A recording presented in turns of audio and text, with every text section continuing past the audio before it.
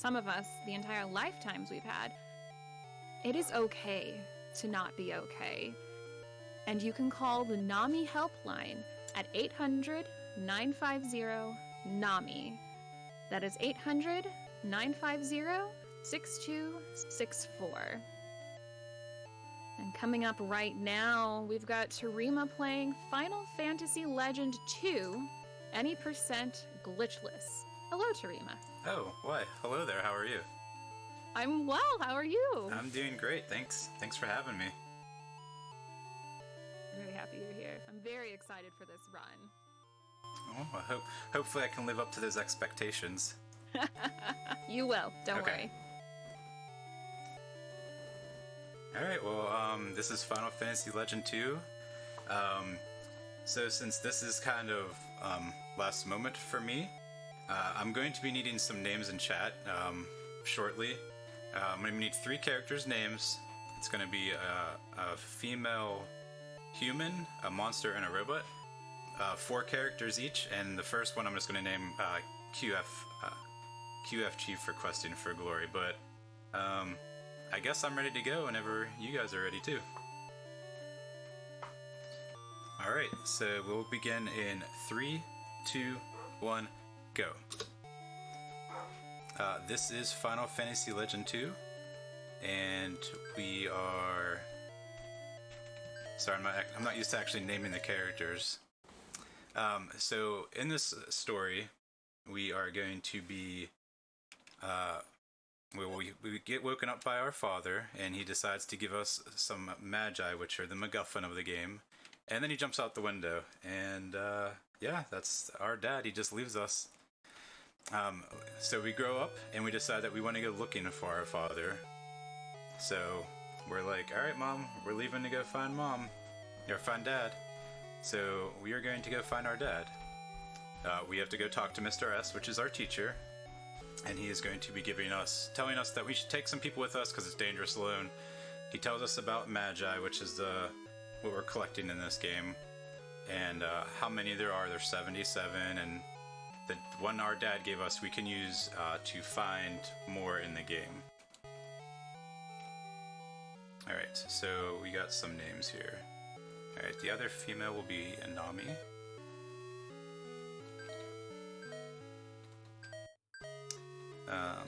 The monster will be Drake, I believe.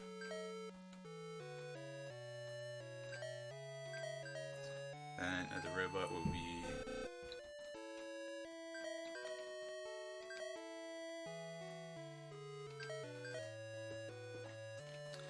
Alright. So now we are going to go find our father. We have our party here. The game is kind of unique from the standpoint you can definitely customize your party and make it different, whatever you want. So we start off because the agility is broken in this game. So we are going to be making sure that we make our robot as fast as we can and throw all the agility equipment on him. The agility equipment will make his ability to hit higher, and agility weapons will do more damage. So we're going to be just focusing on all agility with the robot.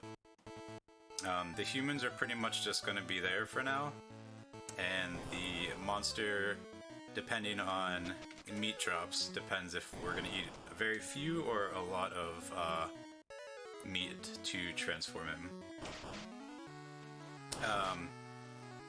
So not too much is happening in this first cave. We are just going to be running from everything because the humans don't really need stats or levels or anything.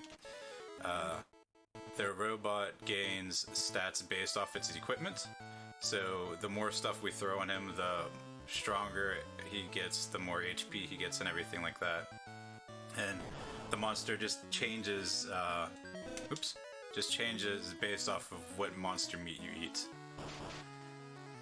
So this was recently released on the Switch and on Steam Legend 1, 2, and 3, so I'm actually playing that version of it.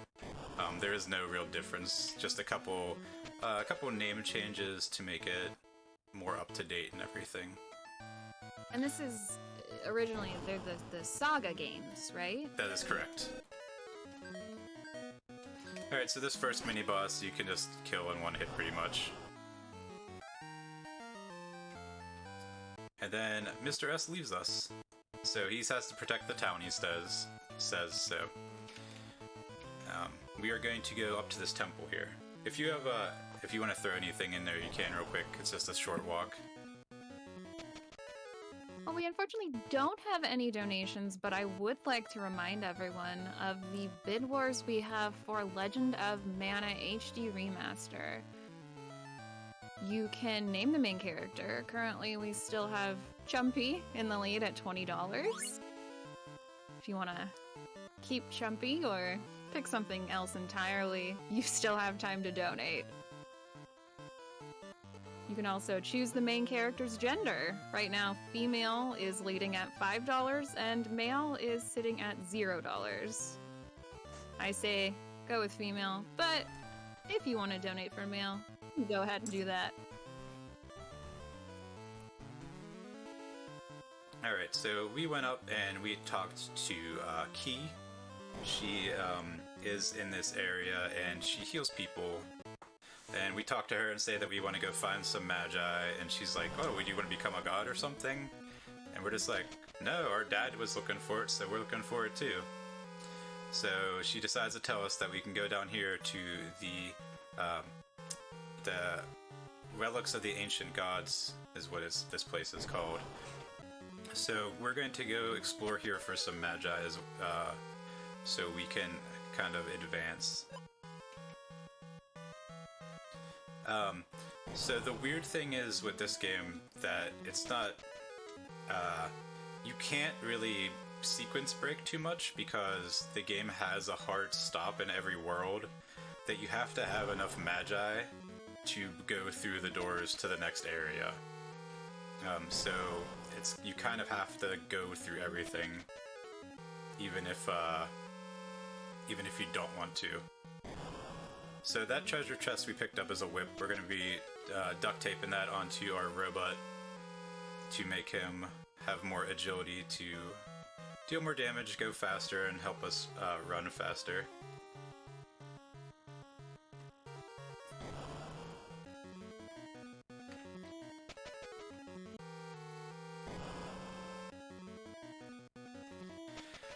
Alright, so as you notice with these old Saga games or Final Fantasy Legend games from on the Game Boy, the encounter rate is very sporadic.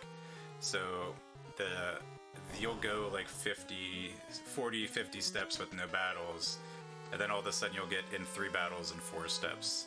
So it's just something we kind of have to deal with in this category. Alright, so we got some music change, so these guys must be important. They just take the Magi and run. So we get some Magi. That's what the Magi is in this game. So this door right here would say you can't go out it if you don't have that Magi. So it's like a hard stop on you. If you talk to the first guy that's fallen down there, he'll actually tell you what happened. So Asura's men beat them up and took the Magi. So we're gonna get back to Key now and let her know, like, hey, we went to get some Magi and these dudes got beat up and it got taken. Before we do that, we're going to equip some of that stuff that we got. The one kind of interesting thing that I didn't know as a kid is the Magi that you get, you can actually equip it, and it adds stats to your characters. So we are going to be equipping the Speed Magi on our robot and the Mana 1 on our monster. Again, it's going to raise stats for later and for now to hopefully be able to run. Excuse me. Running is calculated in this game based off your party's agility overall, based on, against the monster's agility. And when you have a companion, like we have Key right now, I don't know the exact like a formula per se, but once you have a companion on your team, the chances of running are way, way worse. Well, I should have just killed this because it's so bad and there's only one enemy. But once you have one on your team, it's a lot harder to run. So we try to stack as much agility while we can so we can have a chance to run. So this is Asura's base. We're just gonna go through here, grab a couple of treasures, and make our way out. Key is with us because we told her that Asura's men took the Magi off of us, or out of the temple, and she was like, nope, that can't happen. So she is here to help us.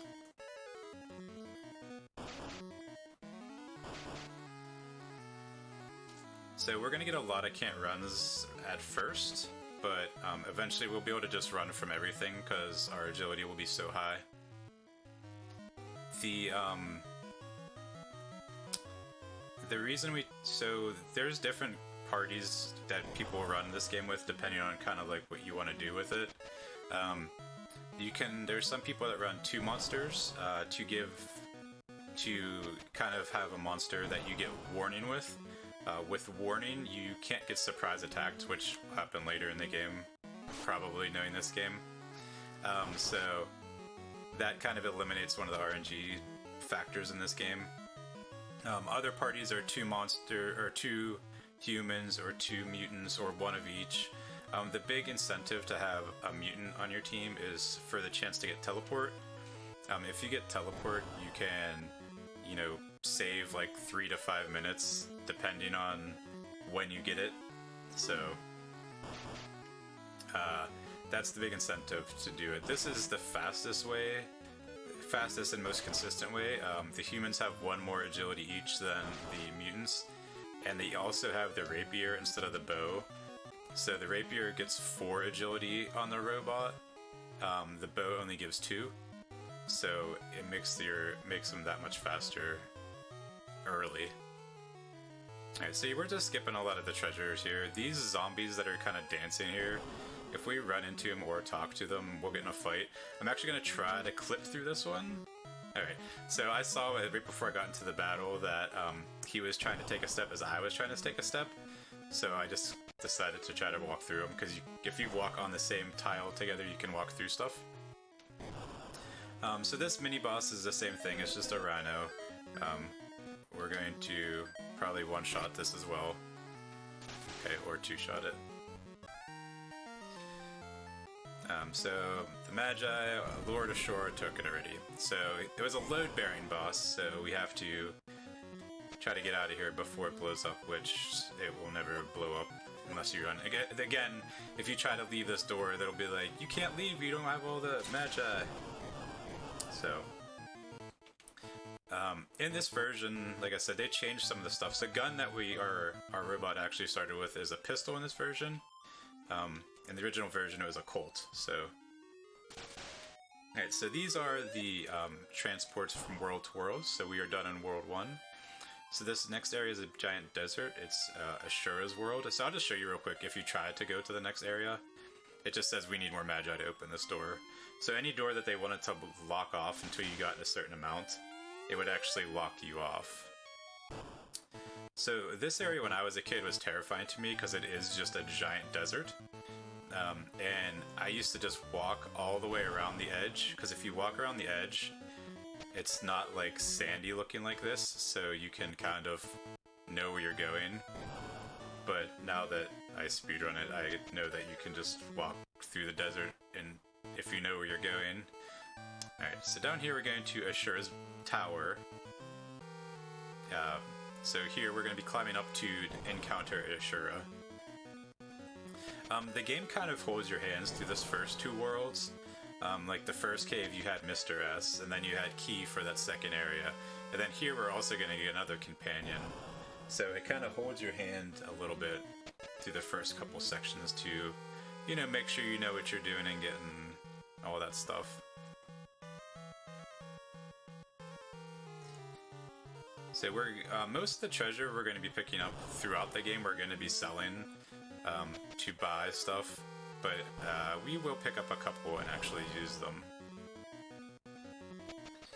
So not much is going to be happening here. We're just going to be running from everything. Since we don't have a companion, and you can see we're running much easier than we were when we had companions. Alright, so we're going to be picking up this treasure chest right here.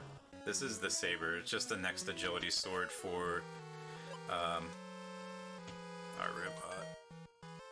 Oop. So this will, again, make it so we can run from enemies the more we encounter them, and then defeat enemies. Hey! So here's a woodman. Oop, I attacked with the rapier. Should be enough, though, yeah. So the way that the human stats work in this, it's kind of like Final Fantasy II. If you use an agility weapon, you have a chance to gain an agility stat after. And magic and strength and everything like that. HP's, I'm not sure how HP is calculated, so... So this is Mask, who totally is not Dad. He looks exactly like Dad, but he actually isn't Dad. There's a DS remake of this game that came out in Japan, and I guess they flesh out his backstory more, and it actually isn't Dad. But it kind of looks like Dad for sure. It's just Dad with a mask, pretty much. You do have a chance to get can't runs here because you have a companion. Doesn't happen often, but naturally in a marathon it would happen. So the one thing about this game, originally for a Game Boy game, I think this game has excellent music. It's kind of, low-key, got some bangers in there. The boss music is really good. We're coming up to our first boss music. So, we look forward to that. I'll try to make some of the bosses last longer, just so we can hear it a little bit.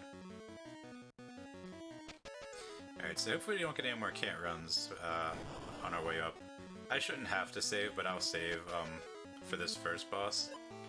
It's pretty safe, but you never know. That one chance.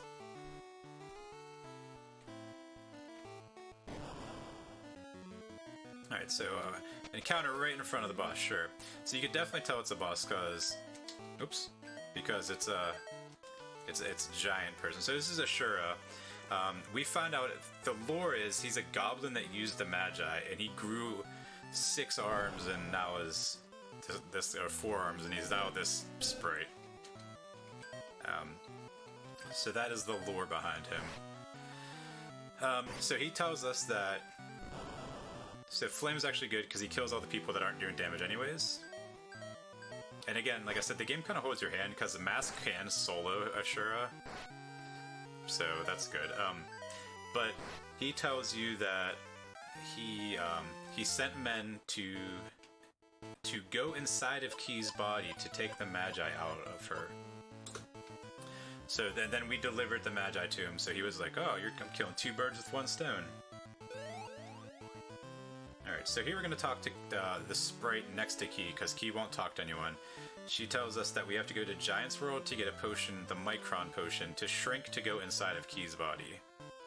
So while I slowly walk to the Giant's World, if you want to plug anything or do anything, this is a great time to do it. Would love to. We currently have prizes available through the end of this run. We have the Yakuza Omi Alliance Iron-On patch and the Yakuza Tojo Clan Iron-On patch, both provided by Wolf and Wings, both available for a $5 minimum donation. Once again, those are available through the end of this run.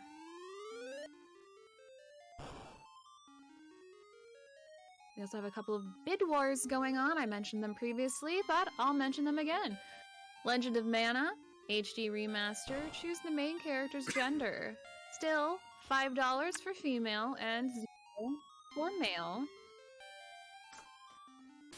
And I saw some of you in chat excited for Chumpy being the main character's name. You can ensure that that happens if you donate now to name the main character. It's at $20. So someone could swoop in from behind and take that from you if you don't watch out. But you can type !donate in chat to get the link to donate to NAMI, the National Alliance on Mental Illness.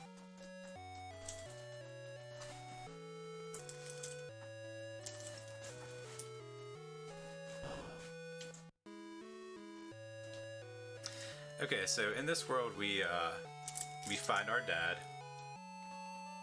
and he's like, "Hey, how's it going? Oh, you got some Magi too? Well, no one's gonna expect kids to have Magi. Why don't you hold on to this?" And he gives us a Magi, and then he's like, "Well, I'm gonna go keep doing some stuff," and just kind of leaves. So Dad's gone again, just like always, I guess. So in this area, the kind of order you have to do stuff is you have to talk to that guy. That's he sells giant goods, like giant armor, giant helmet, stuff like that. So he tells us, we kind of, force him, like, "Hey, where are you getting these goods at?" And he's like, Johnny told me how to get them. So this is Johnny, and he's like, "Oh, that guy told you? Well, you can see there's a different pigment in the wall. Just go climb that." So, I mean, so for someone who plays video games, you can clearly tell where it is, but the game forces you to talk to him. Otherwise, it's just like, "Oh, this looks different," or something like that if you try to talk to it ahead of time. Then he asks if we think he's a giant, and I just say yes because it's faster. You say yes or no, it doesn't really matter. So this is the second half of the giants section. So yeah, this is clearly a secret door. I mean, it's not that hard to tell. And then up here is just more encounters, and then these are their giant houses.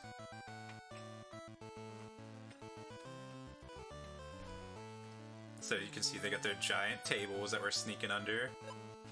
Got some more Magi in here. Got some giant beds we're walking across.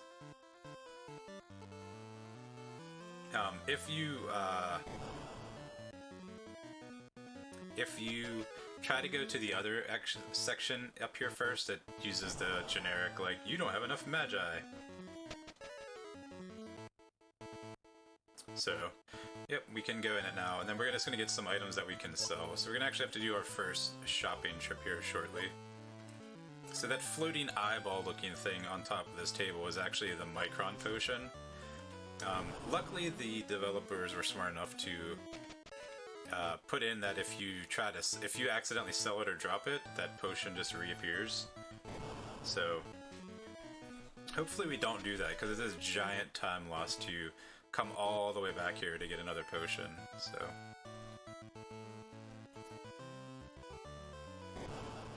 alright, so we are going to make our way all the way back to the first world. So this game does have a couple side or backtracking moments.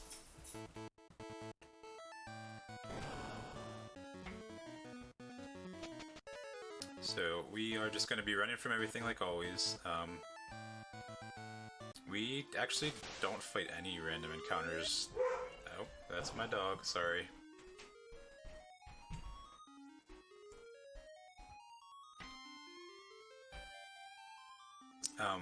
We do not fight any random encounters off the top of my head.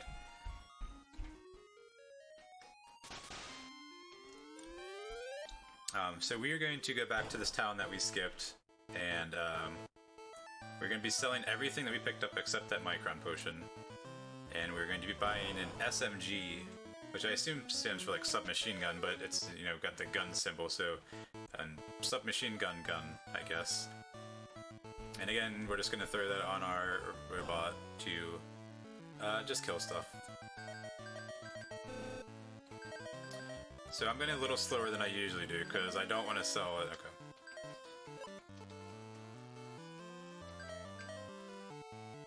So this actually doesn't add any agility stats or anything, but it attacks groups of enemies, so I haven't talked about that at all. The enemies, as you saw, you can run into, like, this Jaguar. There's actually 3 of them in there, so if I use the SMG, it'll actually attack all 3 of them. So it's an AoE, a single target AoE, the SMG, so we're going to need that for inside of Key's body. which, spoilers, we're going inside a Key's body with this Micron potion. So if there's any, like, you know, nurses or doctors or anything in the chat, they can totally see what the inside of a body looks like. If they need to prep for med school, maybe they could use this as to help them, or they could just, you know, make sure that it's accurate, because I'm pretty sure this is what it looks like when you're inside of the human body. Yes, this is 100% without a doubt. Yeah, you think so? I'm pretty sure it is. Yeah, before I switched my major, I was planning on going to med school. And the one book I read, this is exactly what it looked like. Nice. Too bad you didn't have this. You could have just played this game and you wouldn't even had to buy the book. Oh. So while we're inside of Key's body, we're actually just going to be taking all the Magi out of her, instead of Asura's men, I assume. So, as you see, she's having some issues. She's got lots of stuff that shouldn't be inside of her body. Well, the original version, there's partisans, I believe they retranslated them to. They used to be terrorists, so there used to be terrorists inside of her body. And then as you saw there was worms and samurais, so it's not an ideal situation for her. If you didn't know which finger that the Magi was in, you could actually go up and down all of them to find it, but it's always on the second one from the left. And her feet, it's always on all the way on the right, so that's 4. And then we have to go through her heart and her stomach to get 2 more. And then her last one is actually up in her brain that we have to... The door is locked behind getting all the other Magi first.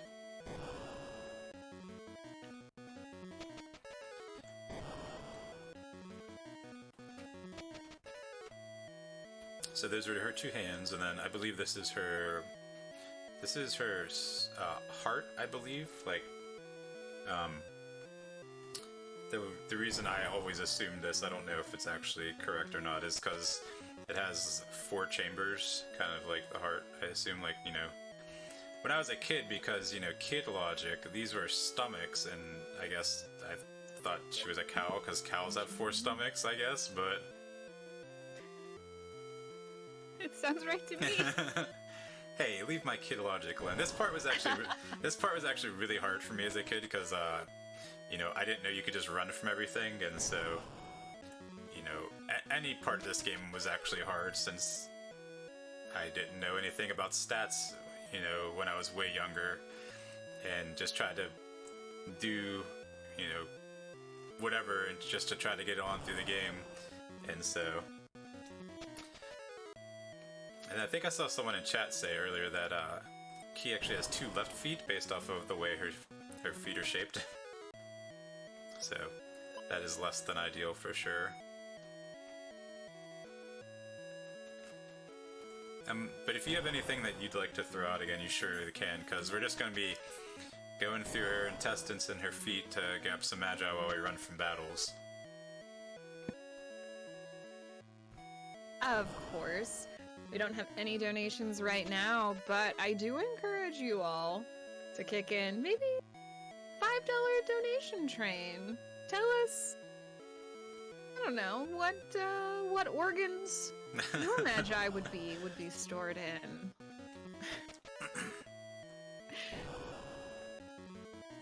We do have still those bid wars. I'm telling you, I love the idea. Chumpy. I have warmed up to it, so make sure you donate to ensure that the main character of Legend of Mana HD Remaster is named Chumpy. Because someone might swoop in and name it something else, like, I don't know, applesauce, or kitty cat, or I don't know the character limit. But you might, and you might think of something different. You could name it Chumpy too, even. Chumpy Jr. There you go. Chumpy's cousin. I don't know. The world is your oyster. So type in !donate and get those donations in before the end of this run. Alright. One more, last foot. Yeah, this is the part when you do this run that you like hope that you're not tired, because you'll probably slowly start falling asleep with like kind of the lullaby music. Nothing is happening, you're just running from everything. You know, the walls are kind of wavy, you know, it's hypnotic almost in a sense, just kind of like lulls you to sleep, you know. Alright, so we got all the Magi throughout her body except her brain, so we're gonna go up to her brain, and this is the whole reason we bought the SMG, is for this mini boss that is in her brain.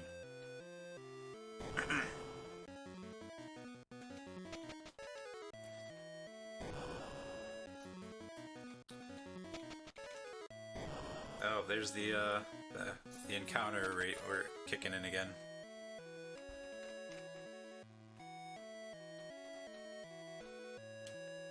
So I'm gonna say it, but I'm gonna make sure I save. I've never died to this mini boss, but I know that if I don't save, it's the one time that I would die. So luckily this game does actually have kind of like safety net for if you were to die. If you die, you actually talk to someone and they're like, do you want to retry as long as you fight me later? So we can do that later. We can explain that later. Alright, so we get the Mana Magi, and then we always kind of joked around when I would play this a lot, is we don't even like say bye to her. We just like, alright, we ruined your life, you can't heal anyone anymore or anything, see you later, and we just like leave. You know, if you talk to her, she just like says something about how she can't heal anymore, but thanks for taking care of them. But it's been so long since I've actually talked to her that, you know, we just peace out, we just let her go. Alright, so the next area we're going to is Apollo's world. Again, not much is going on there. We're collecting Magi, piecing out to go collect them all and find our dad again before he runs away, hopefully, or doesn't run away, hopefully. In this next area coming up, I'll give more of a warning when we get closer. There is a screen where the floor tiles are moving with or against you, so some people that it might bother some people that are sensitive to like moving tiles or flashing things, so just that kind of heads up to that.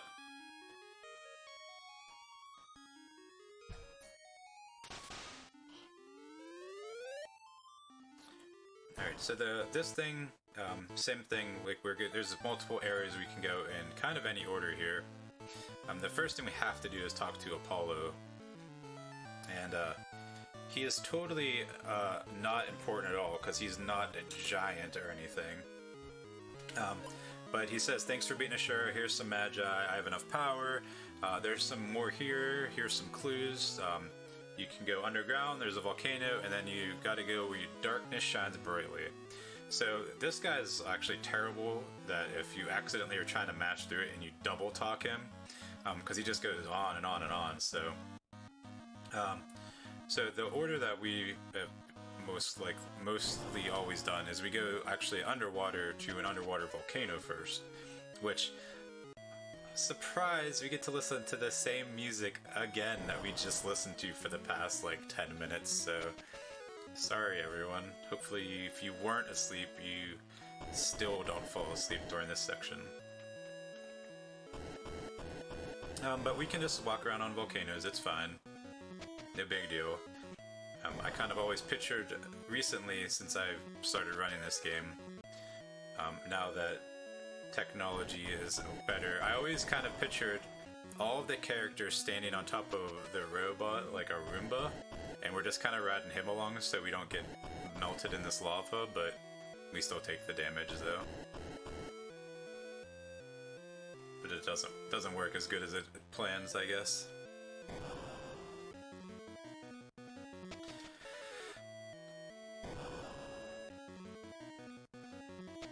So again, we'll be running from everything here.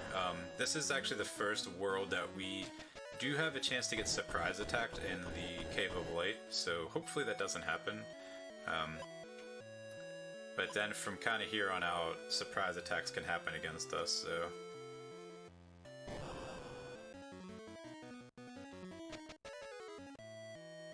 So we're almost out of here.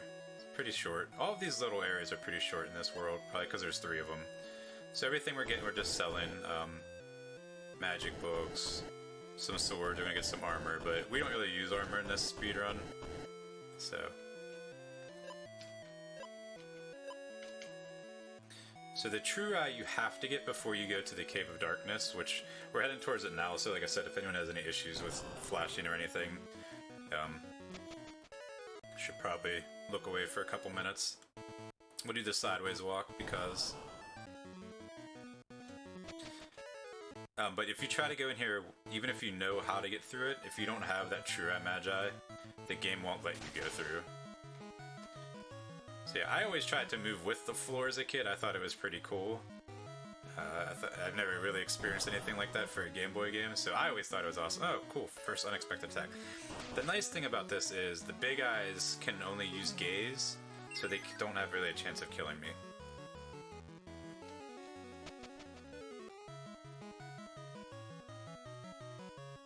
But yeah, I always tried to move with the floor instead of like trying to be exactly on the square.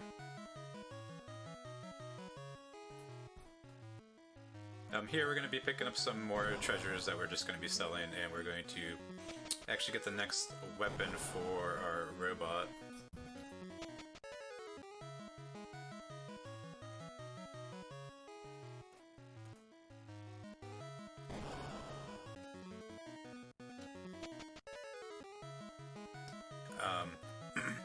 So the big difference between, I guess, since there's not much going on here, the big difference kind of between like all the characters. So the humans, they actually gain stats faster, but they don't gain any natural spells. The mutants gain up to 4 of their 8 slots can be magic spells that they just naturally learn and recycle through them, and they gain their stats a little slower. As I saw people mention it earlier, strength is kind of dumb in this game. You can have really high strength and you'll do a lot of damage with strength-based weapons, but if you don't have any agility, you're not gonna hit and you'll go last, so that's why agility is supreme in this game. Casually and speedrun-wise, so...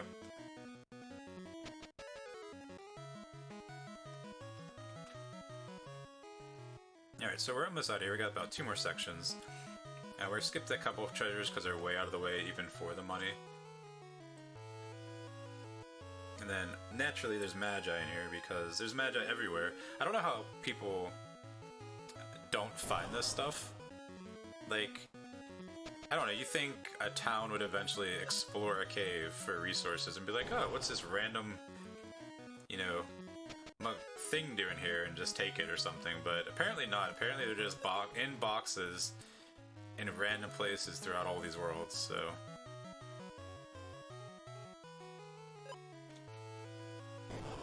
Alright, last little whip area, then we'll be in the clear for a little bit for anyone that has issues with the floor here. Alright, and we're out. So, if anyone was bothered, I apologize. Sorry, it's back to normal boringness. We're going to go up to the Cave of the North now, and we're going to, again, just ransack the place, take some treasures, look for more Magi. We're actually going to get another companion here, which, it's up to debate who's the worst companion in this game, because the one we get here is pretty awful. She has super low HP, she does no damage, and she just kind of stands around, so she's not good. But she tries, I guess, so that's all that matters.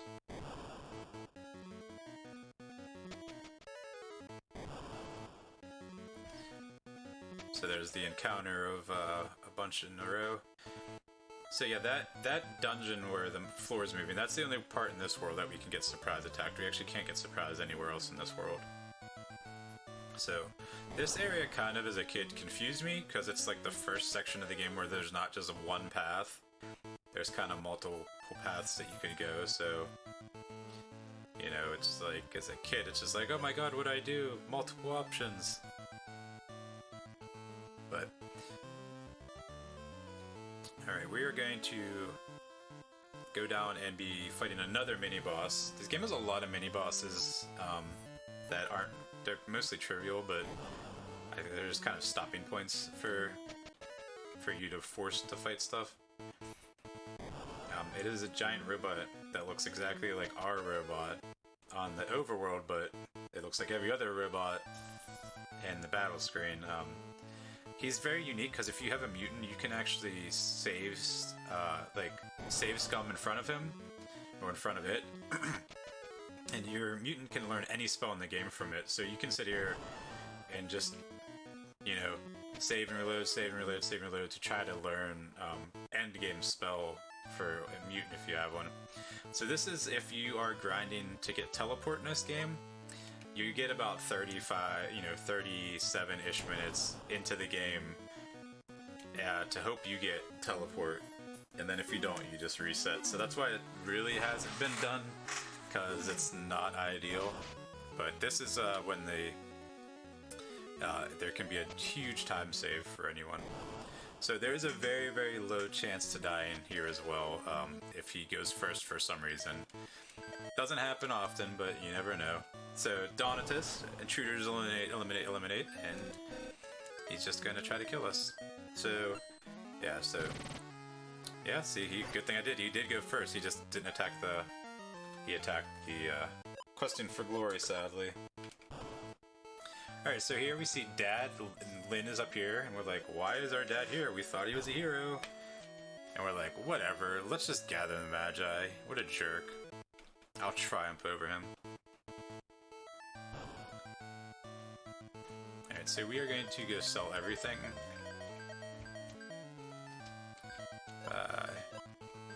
2 headbutts and a laser sword.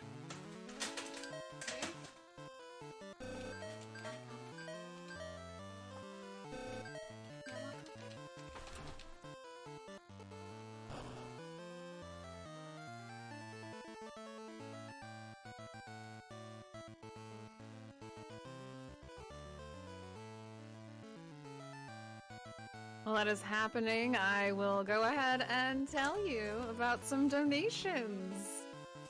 Sorry about that. No, you're fine. Do I have time to read a couple of donations? Yeah, sure, go ahead. Okay. We have a $50 donation from Marshmallow Mancer, who says, "This game is my childhood. The sounds and the music are so nostalgic, it's almost dizzying. Incidentally, I've thought about learning this speedrun. How difficult is it? Donating because I heard the chat loved the name Chumpy, so I wanted to snipe the name. If you want Chumpy, donate more to Nami. Ha ha ha." And yes, Marshmallow Mancer did donate $50 and included the new name, not Chumpy. Sorry, so I was saying, like, you know, our dad's just kind of there, and we're kind of confused by that. In this world, so we got 2 headbutts and a laser sword to equip on our robot to make his agility higher, so we can just kill all the bosses and mini bosses and everything coming up and be able to run from everything. This world is Guardian's World. We are here just as the next one. I don't remember. I think if you talk to like the quote-unquote bartender, you can get a refreshment, and he says something about change the music up in here. So that's your hint that you're supposed to go to the turntable there and change the song. So you put the Guardian's tune on and you get the Guardian's bass. You come all the way down here and you find Dad, and he's like, "Hey, how's it going? You should just go to bed." So naturally, I mean, we're good kids. We listened to our father, and we went to bed, and the base got attacked. So we have a couple just mini bosses. They're not really mini bosses. They're just, you know, random enemies that the game makes you fight that have Magi. So as you saw there, our robot did like a massive damage all of a sudden, so he's already on his way to just killing everything. If you notice too, our humans don't have anything equipped, so the game just kind of flashes on the screen like it does not have anything or something like that. So that also speeds up going through this area because you don't have to like sit there and go through the menu of what they have.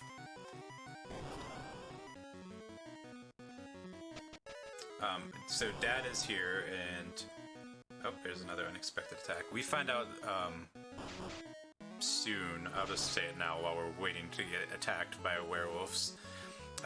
That dad is actually the captain of the Guardians, and their job is to protect the Magi from people that are trying to become gods. So that's kind of why he's been gone this whole time. So he's not a bad dad. He's just kind of like a deadbeat dad, though. Like, he's a good dad. Just, you know, he's kind of trying to save the world instead of hanging out with his kids. He's probably the JRPG character in all the other video games, just leaving and not coming back. Except, you know, like Earthbound. Yeah, we're on the other end of it now. So this is another mini boss. Again, we're just going to use our laser sword and chop him down. So he said that they took Lynn, so Dad's like, yo, we gotta go save Lynn. So the next world is the Ambush World is called. I actually just found out something new about this while trying to do a little bit of research in this game. There's shops here. This is the first area. See if I can see there's shops going down the pathway. I found out those are actually the shops from the Guardians world. They moved there that fast. So that's kind of interesting to me.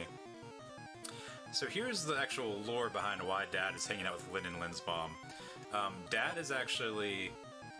Lynn's dad was a Guardian and died. So our dad kind of went there to, kind of be a supporting, his co-workers, you know, wife and kids, so they weren't alone. So that's why he's not a bad dad at all, actually. He's a good dad and a good friend, co-worker, it seems. So he's going to fight this ninja. He somehow turns into a nuclear bomb, blows him up, but the ninja lives. So we can just chop him in with our laser sword, though. So back here, Lynn, we talked to Lynn's mom instead of Lynn because it's faster, and she says the same thing about, you know,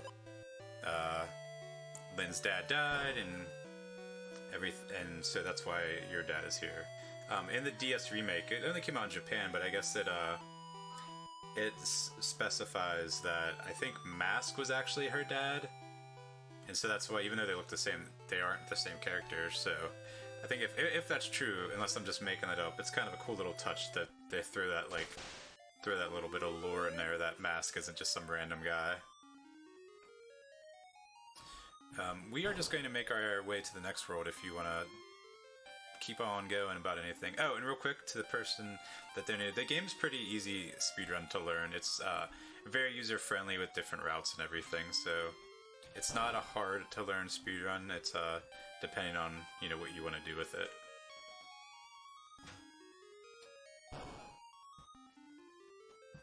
Got a $20 donation from Ian Reese saying, I'd hope my Magi would be stored in my brain, but if I'm being honest, it'd be in my stomach. But there'd only be one chamber, like a normal stomach. Thank you so much for that $20 donation. And we've got a couple of name suggestions for Legend of Mana. Naming the main character, Pocket Dragon, has donated $5 for applesauce. Personally, I'm partial to that name. And Lisa Rocks has donated $5 for salsa, aka Saga. Thank you both so much for those $5 donations. Do I have time for a couple more? Or? Yeah, sure, go ahead. Okay. And Lisa Rocks has donated another $10 for Salsa 2, Hihu Densetsu, which I believe is almost the actual name of this game. That sounds about right. We also have $25 from Chocobo Poop, saying, great commentary, keep it up. I remember playing this game when I was little, squinting at the Game Boy screen, sat in the back of the car on long drives. Keep it up and good luck on the rest of the run. Hypes in chat. Thank you all so much for those donations. Yeah, this was definitely a car ride game for sure. Then, you know, you get the little red light on your Game Boy and you have to hurry up and save before it dies. And then you have to hope that you have, 4 AA batteries to replace it with. how far we've come. So this world is Venus's world. She has a giant city built behind giant walls. If you talk to people in town, you learn that that she only lets beautiful people in her town. So anyone that's not beautiful, she kicks them out of the town and just kind of closes the gate. We are allowed to leave and enter freely because we defeated Asura and he was ugly, is what she tells us. But she says we won't find any Magi here, so naturally we definitely won't find any here then. So this is really the first time growing up that like I really got lost and not sure what to do here. So there's a lot of triggers you have to do, so you have to talk to Venus first before you can leave. And then the sewer we're in, you actually couldn't go into it until you talk to Leon in the town we talked to. So it's kind of weird that you have to try to figure out all these steps you have to take. That crab there, as you saw, or that hermit, drops the key. He decided he wanted to use his shell for 2 rounds, so we just don't do anything. We just attack his shell and it bounces off because we only have one way to deal damage right now. But now that we have the key, we can go to a couple locked doors in here that have Magi. This is the there's 2 chests in this game, and they're both in this area, and there's none other in the game, so I don't know if it was like they decided to do this and then they're like, yeah, this is a terrible idea. But that one chest in the bottom right is actually a mimic. There's monsters in there and there's no treasure, and the chest actually doesn't disappear. So if you click on it, like if you press A again to like try to open it again, you'll just fight the monsters again, which I guess is great for like farming purposes, but as you know, someone playing this for the first time, you're probably very confused on why it's happening because it's never happened before. And then again, this chest right here, the first one, is also a mimic. And again, it doesn't go away, you don't get anything for doing it, you don't get extra items or Magi or anything. So it's very strange that those are the only 2 chests in the game that have it.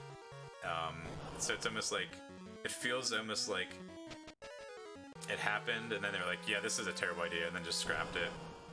Same with kind of like the zombies in Ashura's base. If you talk to them or ran into them, you got into a random encounter. There's no enemies like that ever in the game that if you run into them, you fight them, so it's kind of weird. But we found some Magi in these sewers, so the next plot point that you have to somehow figure out... oh, you can also walk through the wall here. I figured I'd show that. But for whatever reason, you have to talk to Flora. Flora is actually this lady here. So she has to get married to Niall, who's the imp on the other side of this castle. When you talk to her, a volcano appears because it's a JRPG, I guess, is why. But actually, if you actually talk to the random people, they do say something about like the world being unstable or something like that. So I guess that's the reason why it really appears. But Flora is supposed to marry Niles, based off Venus is telling them to.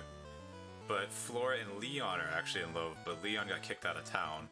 So there's this whole kind of like love triangle subplot going on here that that's kind of unique for this area. Yeah, if you don't talk to everyone in this area, you'll definitely be lost, because there's no way you would know, like, oh, this person's here, let me just randomly talk to them. Oh, a volcano appears. So during this volcano, as you notice, we have a person tailing us. We have Leon tailgating us. He's going to randomly appear throughout this volcano. Again, we're riding our Roomba robot through this lava. I don't know how he is getting through it, so... But he is getting through it, and he's going to be following us this whole way. Just like every old game, each lava step is 1 HP of damage to you.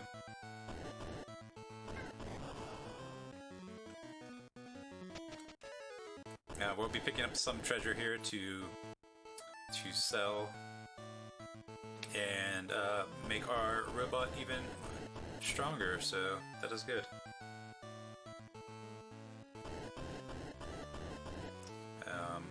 Yeah, I definitely, this area for sure, like this spot right here, I got lost a lot because it's just all lava. And if you actually go like on the top part instead of right here, you can't go on, you actually have to go right there for the steps, so. But we saw Leon in the lava there, so he's making it, so good for him.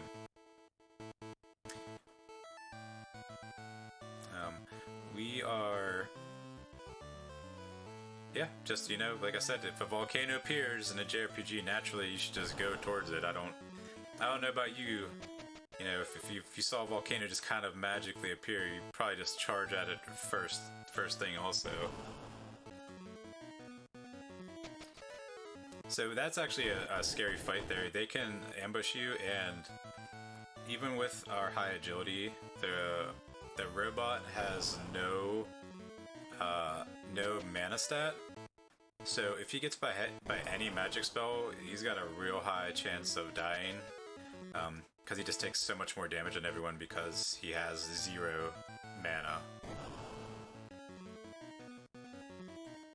So even though there's 8 of these, the robot should, in theory, dodge everything if it tries to attack him. But I'm just going to make my way through here if you want to plug anything. If not, I can just keep rambling if you would like. We did get one $5.01 donation to make the main character's gender in Legend of Mana HD Remaster male. So, male is currently leading by 1 cent. Oh man. So if you want to flip that back over the other way, go ahead and get those donations in. For the Legend of Mana HD Remaster, choose the main character's gender. I mean, just based off of this game, the females, you know, they help you better at the beginning by giving the robot agility-based weapons instead of strength-based weapons. So based off that alone, you should probably do it, I would assume. Alright, so here at the end, we get a Fire Magi and then the Power Magi. Then Leon punches us and then takes that Power Magi. I don't know how he knew that a volcano that just appeared had a Power Magi and which one it was, but he did, so... we are going to... Now we have to go all the way back to talk to Venus, because that's the next progression. So we are going to actually witness... Venus is going to be giving a ceremony here to marry Niles and Flora. So this is very apparent. This is the one time in this world is very apparent. Like, if you talk to anyone, they talk to you. There's a butterfly just standing there, so the butterfly will tell you, like, oh yeah, this way to the wedding.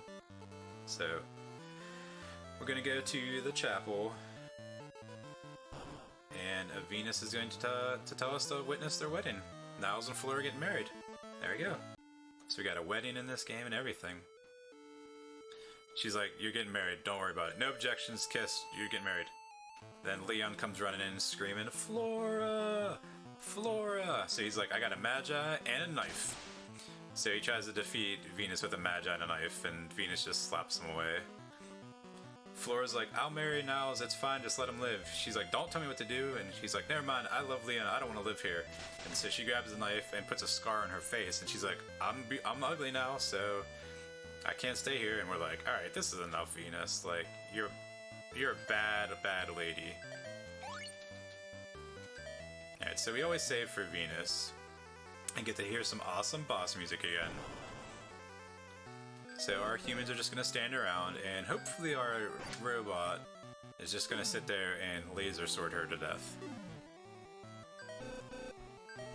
So we don't want to see erase on the robot, and we don't want to see flame either.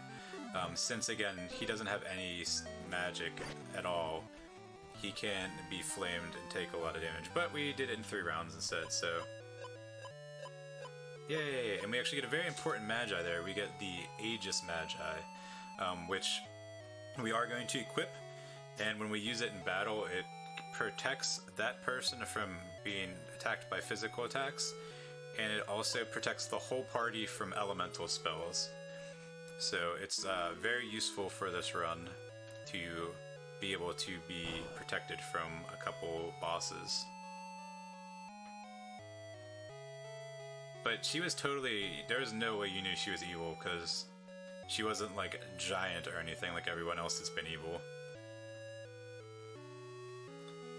The next area is going to be the Dragon Race. So this is going to be the one of the first giant sections of RNG for this game. We do need a meat drop here, so hopefully it is doesn't take forever. It can be one time, or I think the record's like 33 times to get this meat drop, so hopefully that doesn't happen. So this is the Dragon Race world. There's 4 dragons, and you can go slowest to fastest. I like this one. Most people don't take this one. Most people take the one that's a little slower, but you gotta go fast. That's not ideal. When you fight, or when you go through here, depending on which dragon you take, depends on how many random or forced encounters you're going to do. If you do the one that's free, there's only one boss at the end. Well, mini boss. If you take the fastest one, there's 4 mini bosses, so obviously in between it. So yeah, we're getting a lot of unexpected attacks, but hopefully that'll be ending soon. And for everyone that is saying, yes, you did hear my cat. My cat is jealous that I am not hanging out with him. So he's staring and meowing at me.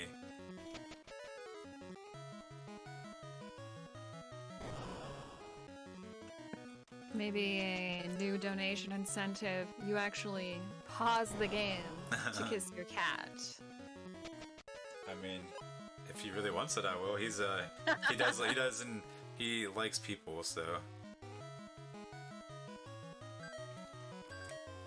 Kiss the cat. Do I have to do it on, like, in the mic, I guess? Oops. I guess, yeah. I don't know. $200. If that's okay with AJ.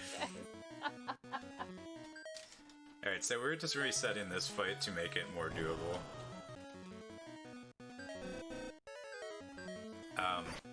I can fight 3 or 4, but it just takes forever, so... hopefully that didn't just break the game, because they poisoned one of the humans and it died instead the Lamia died. So I need to check everything. There is a poison glitch in this game that... okay, there you go, we'll have the regular stuff. And there's a poison glitch in the game that if certain enemies... I guess the battle has to end that way, but if the battle ends when something dies from poison, it just screws up everything, so... But, you know what, let's do this just in case. Alright, so here's the watch list, so... Hopefully, alright, that's one attempt. Oh, nope, I totally loaded the wrong save. Alright. I will fight 2, so we'll fight 1 or 2. The issue is that our robot can die, or our monster can die. So we want both of them alive. So this is what we want to see. We want to see 1, and we want to see a meat drop. And we did not get a meat drop. So this is where lots of runs die, or are made if you get one watcher first try drop. So.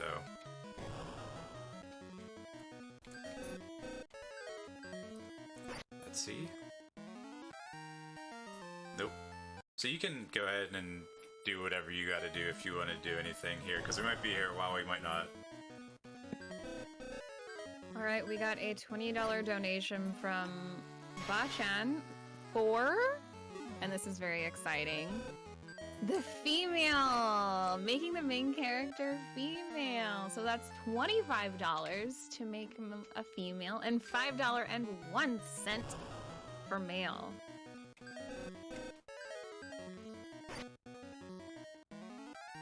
And remember, we are raising money for Nami, the National Alliance on Mental Illness. 50% of all lifetime cases of mental illness begin by age 14 and 75% by age 24.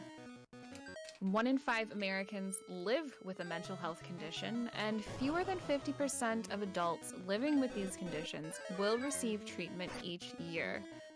Many factors contribute to this, including stigma, lack of access, and lack of knowledge and resources. If you ever need to contact the NAMI helpline, you can at 800-950-NAMI. That is 800-950-6264. You can contact them for support, information, and local referrals.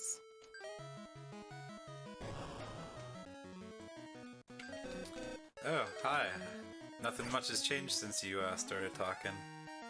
You want me to continue talking? You can do whatever you want. I mean, I'm not keeping track anymore. I got past the point of being sad about it, so you can keep talking about it if you want. All right, well, I want to give a general thank you to our logo and promotional banner artist, Kevin. You can find him on Twitter at Kbutzcorner. Corner. That is KBUTZKORNER. He has done all of our artwork since the first Questing for Glory in 2017. And we want to send our thanks to the people involved in our foreign language restreams. Our German restream is at twitch.tv/GERMENCH.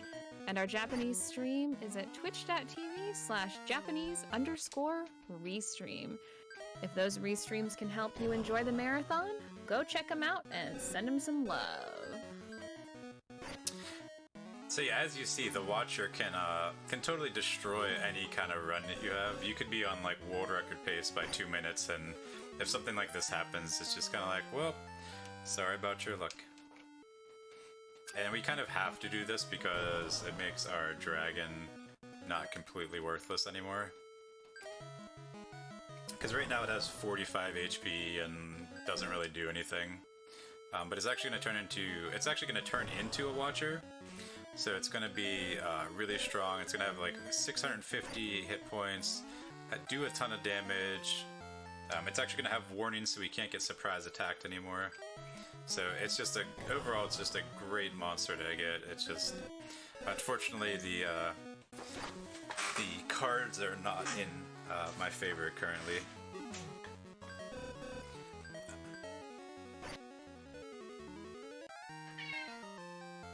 Oh man, the cat's craving it. Well, I have some bad news. Mercurius_59 has donated $5 to say, I'm going to defeat you with the power of Magi and this knife I found. So that might be why? Excuse me. It could be. So even though my humans have been blinded through this ordeal, that's not a big deal because the weapons that they're going to use, they are eventually going to use the weapons are permanent, or guaranteed hit things. So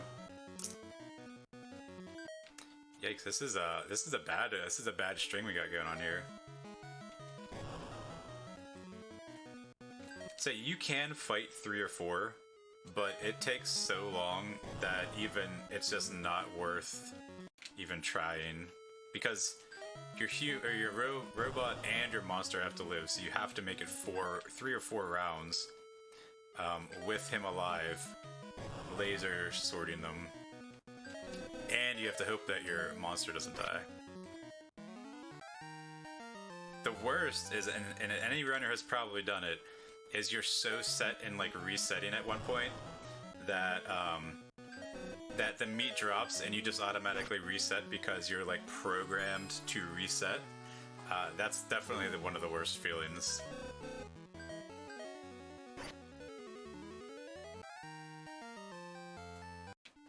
So this is one of my worst ever by far, so I'm glad you get to all experience it with me. Sorry, I guess. Let's go for the world record of resets, I guess, right? It's the only thing we can do at this point. What we can do is, come on, chat. How many $5 donations can we get to fix this? Fix it with money. Fix it with money. We are at 22,584. Can we get to 22? Hey, we got it. 600? Look, you just had to talk about it. Oh, I just had to talk about it. Well, still, I do want you to pay money to Nami. Alright, so we've been getting this error. So as you saw, I had a question mark or an exclamation point there. It's happened to a couple of us on the ports of on the Switch or Steam, and we don't know why it happens, but we just have to cross over the finish line and then cross over it again. I was kind of hoping it wouldn't happen, but it did, so there you go. So I know it felt, at least for me, because I was doing it, it felt forever, but just looking at my splits, it was only 7 minutes of fighting one eyeball over and over again, so it's not too bad, I guess. So this world is the Edo world. This is a very famous world. Everyone knows, anyone that knows anything about this game knows about this world for one particular reason. So, this again, kind of like Venus's world, it's very kind of like, hey, what are you doing here? It's kind of very, you have to do this, then this, then this, like it's very specific what you have to do. So first thing you have to do is you have to fight the Hamatos. Then Hannah comes and she's like, hey, stop being jerks, get out of here. And then we're like, wow, that Hannah's cool. So, we're gonna do a little shopping trip. Let's see what I have here. And then we're going to buy a cat claw, which is actually going to be our weapon for the robot for the rest of the game.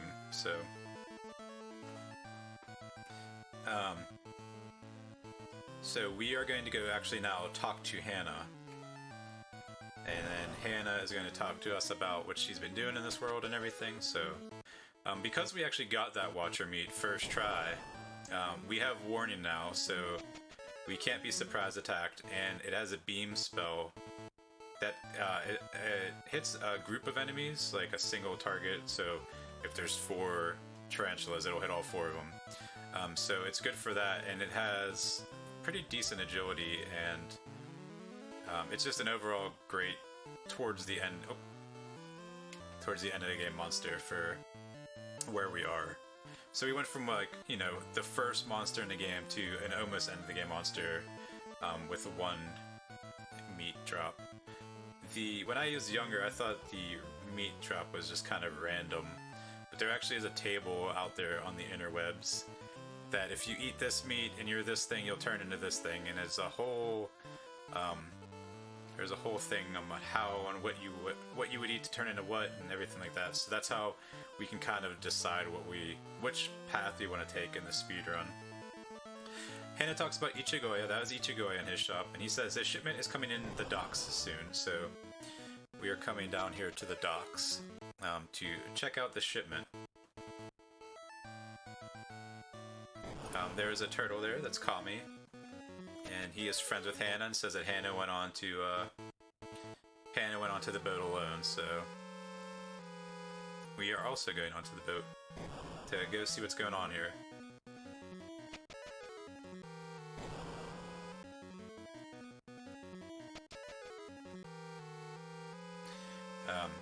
Here is some good missable treasure in this area for sure. Especially, like, I mean, I always talk about, you know, when I was a kid I did this, when I was a kid I did this. I mean, I played this a bunch as a kid.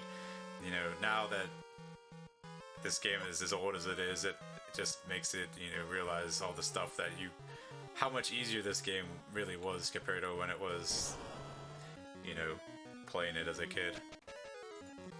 So we're gonna get all that treasure. We're gonna save some actually for an end game companion. And we're actually going to be equipping both humans with something at least, and the robot is going to get stronger as well. So let's do some you are getting the Aegis Magi.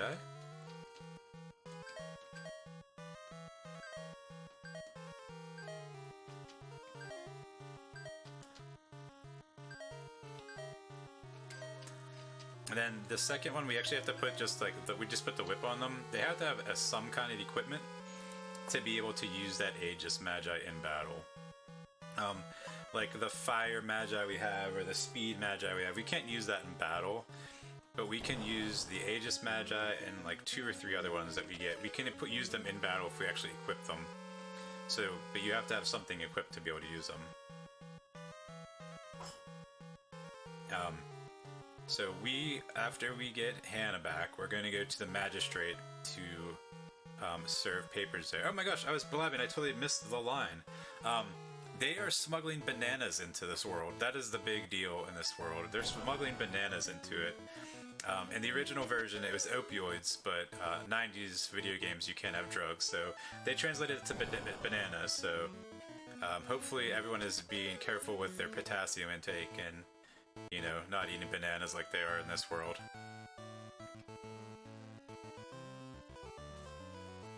Alright, so I need... oh, here, before I throw it over to you, give me a direction, either left, right, or top. Or up, I guess. Does it, I mean, is it going to make things worse if I say up? No, it doesn't matter anything, it just matters what my character is going to randomly do in this next section. Okay, left. Everyone says left. Let's go left. Okay, the left side. Okay, so you're not supposed to move. You're supposed to talk to Hannah from here. I don't think this is going to break anything, but if you talk to her from different parts, your character goes where they shouldn't go based off of... So, like, I'm on top of Kami right now because I'm talking to her to the left side instead of from below.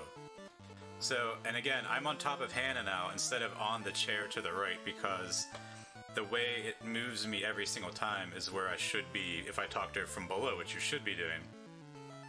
So again, for this next cutscene, I should be in that chair, so I'm going to be on top of Kami again, instead of below Hannah. So right now, Hannah's talking to me while I'm actually on Kami. So yeah, if you, depending on where you talk to her, the cutscene goes through the same progression no matter what. It always moves you the same amount, like to the left, to the right, or whatever. So if you talk to her from different directions, the game will just randomly put you where the game thinks you should be, depending on what time you talk to her, or where spot you talk to him. So yeah, there you go. I always forget to ask people to pick that, so good job throwing it to me on the spot like that. So we are going to fight Ichigoya now. Hannah was like, yeah, my dad was a detective and tried to fight him, so... real quick, before I throw it over to you, this part's kind of funny too, because it breaks the fourth wall real good.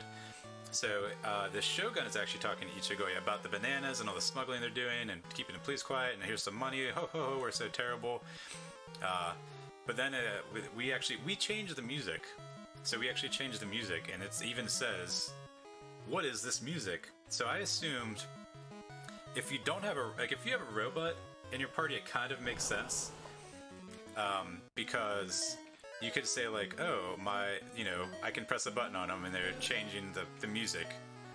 But if you don't have one in your party, it kind of doesn't make sense, so I always thought that was funny. But you gotta kill these guys real quick, and then we find out the Shogun's involved. We tell Taro and Hannah here, and Taro's like, hey, I'm a guardian. Or he's like, I know, I have to protect Magi. We're like, oh, you're a guardian? Yeah, my dad's captain. Cool, how's he doing? Oh, he's gone. Oh, well, let's go defeat Shogun. So we're gonna go defeat Shogun in the Shogun's area. So if you want to take it away for while we slowly walk over there, go ahead. I can do just that.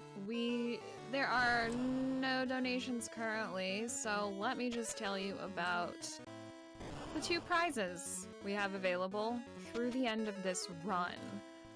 We've got a Yakuza Omi Alliance Iron-On patch, $5 minimum donation, and a Yakuza Tojo Clan Iron-On patch, also $5 minimum donation, and both were provided by Wolfen Wings. We also have those bid incentives. You can name the main character. Leading now at $50 is not Chumpy. At $20, we've got Chumpy. And tied for $5, Salsa and Applesauce.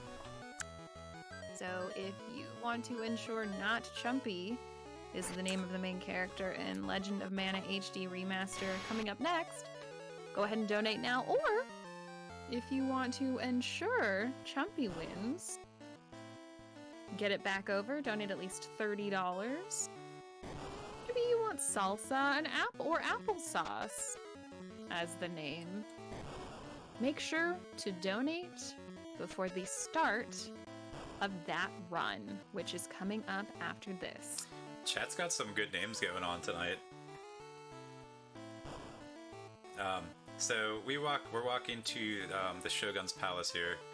That entrance fight, it's a fixed fight, but it could be the game randomly can give you anything. Give you a stone man and a knight, just a stone man, a knight, and a samurai. I think, or ninja, like it did that time. So that fight's very important because in Shogun's palace here, if you run into that fight here, it's flagged as the entrance fight, so you can't run from it. So you have to fight it, so we hope we don't have to see that while we're in here. Again, as a kid, this place was terrifying to me. I scummed my way through this place like crazy. It's not very hard, but seeing more than one option going through here is just like, oh my gosh, what if I forget a treasure? What's over here? What's over there? And it's very intimidating. So I'm just taking the direct path. We don't really need any drops for gold for the rest of the game. I actually got a thunder axe from that entrance fight, so that's a little extra gold that I can skip things with. So from this floor on is when we can get into that random encounter, so we don't want to see this fight. Thanks, game. So you can't run from this. If you try to run, you actually they just sit there and beat you up. So my cat is stealing the show, it seems, tonight.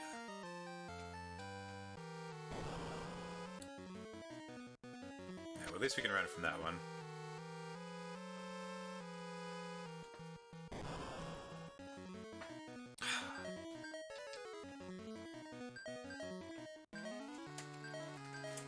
So there is actually an optional boss at the top of here that if it didn't take me 7 minutes to get the meat drop, I would fight it. There's two statues up here, and you can talk to them and fight. It's a dolphin enemy. It doesn't really do anything. You don't get anything from it. It's just kind of a cool little extra fight, but you can fight them. I think it's kind of like, it's flagged like Donatus. You can learn anything from it, but it's not necessary. So this treasure chest I just missed all the time as a kid too. So here's Shogun. Tara's like, we're gonna kill you, and he's just like, wow. He turns into Waluigi and just starts wadding.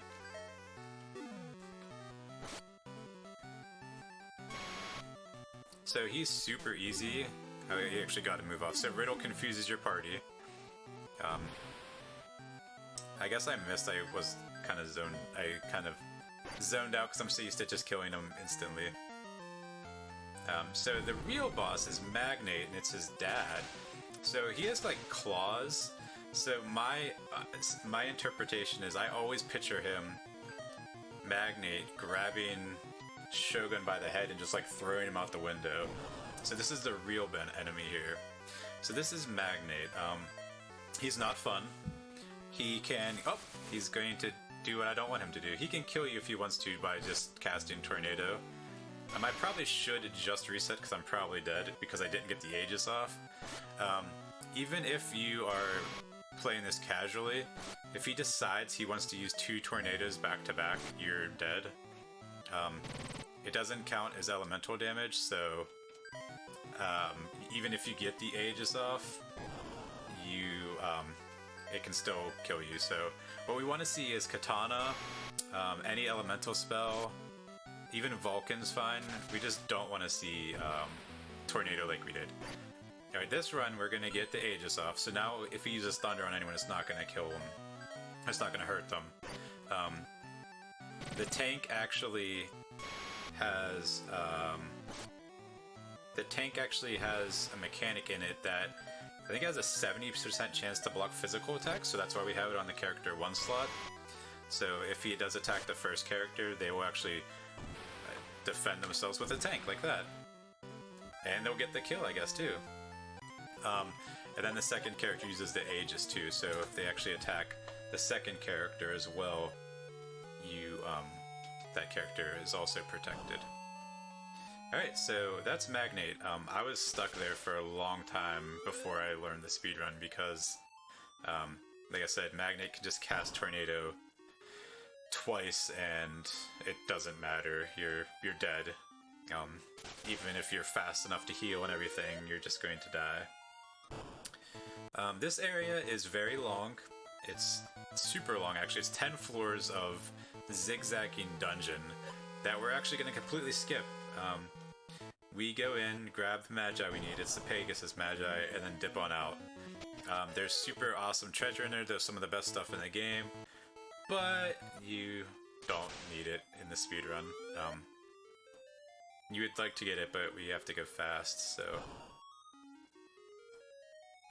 And then this is the last one. As you see, there's no way we can go from here. So this one is... we are going to Valhalla, actually. So here, I guess it's not really a spoiler if it's Valhalla. Dude, my cat. It's not a spoiler if it's Valhalla. The big bad guy here is going to be Odin. So if you die during the game, Odin actually will talk to you. You'll come down this big long corridor. He'll talk to you and be like, "Oh, hello. I'm sorry you died." This is how I picture it. It's been so long since it's happened. I don't remember what it says. Be like, "Oh, hello. I'm sorry you died.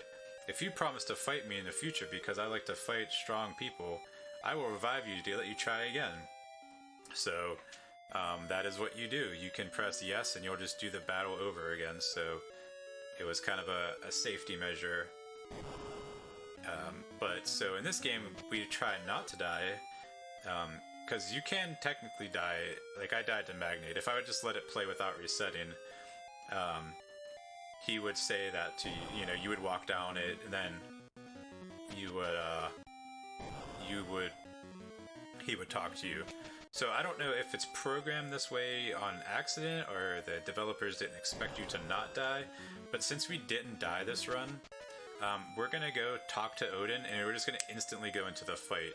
He's not going to say anything to us, he's not going to do anything, we're just going to go straight into a fight.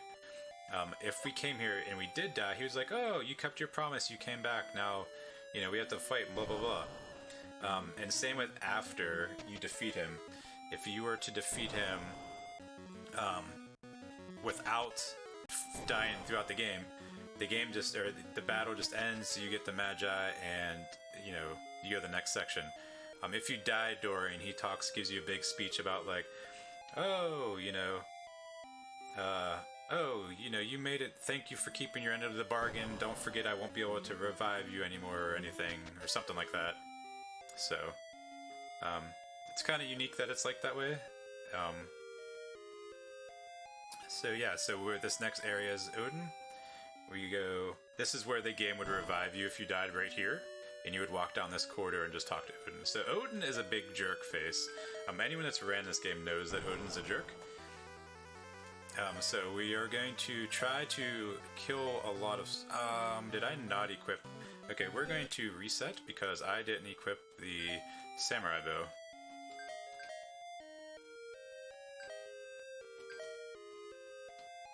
Which is also why I died to one tornado and Magnate. Alright, so Odin is a jerk. We are going to try to take out his companions with him first. The Odin, Crow, and Sleipnir. Okay, Odin doing Cure is completely fine. Us not get... Oh, we did get Aegis off. Okay, we don't have a monster anymore, which is less than ideal. But with getting Aegis off, Odin can... Okay, we don't want to see him use his spear. Odin can use lightning, ice, and thunder. Okay, you need to stop. Which we want to see the elementals. We want to see the elemental spells because we're protected from them. What we don't want to see is what is happening when he uses his Gungnir spear every single round and kills you. So that's what we don't want to see, is what exactly happened naturally. You should be able to, if it goes correctly, turn 1, kill both side things. Okay, so Odin didn't do anything, which means he was either going to attack the character that died, or he was going to heal the character, or cure his crow that's already dead. Okay, so that's what we want to see, is elemental spells here. So now we're just going to hold A and hope that he keeps spamming elemental spells.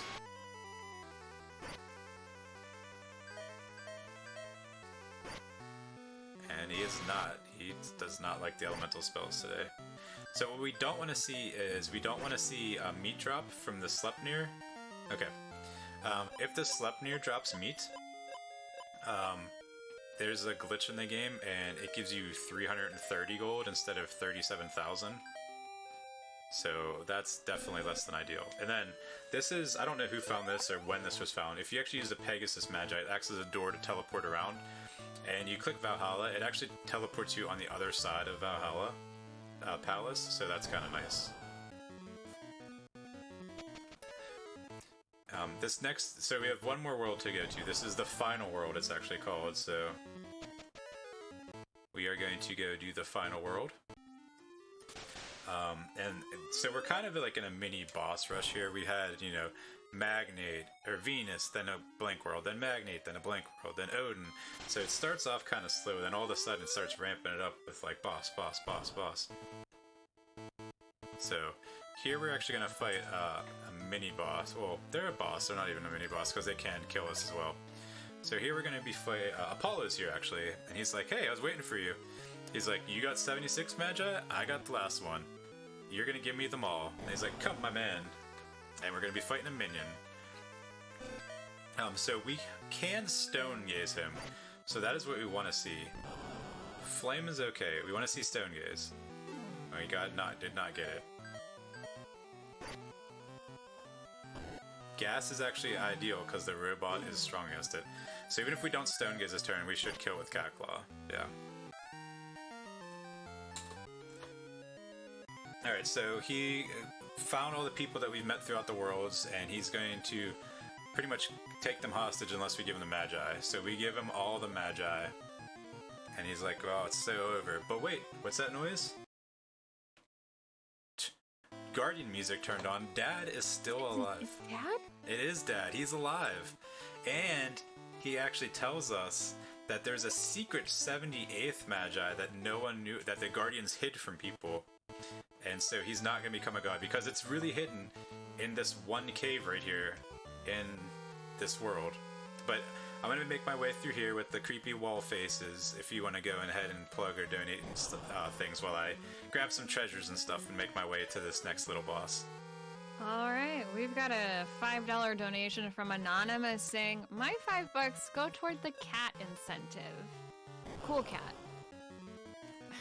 Is that my cat? Yes. Oh, okay. Your cat donated $5 to get a kiss. Alright. I can't do it right now, though. Yeah, it doesn't have to now. So as long as you kiss your cat, the incentive is, alright. You know, you're good to go.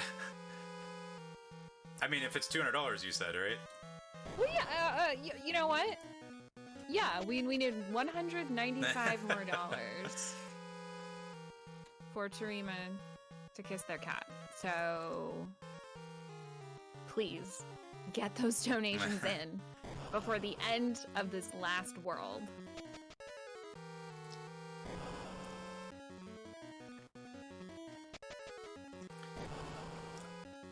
So even though we kind of saw it with Taro as well, even though we have a companion, our robot actually has over 99 agility, so we can just run from everything at this point.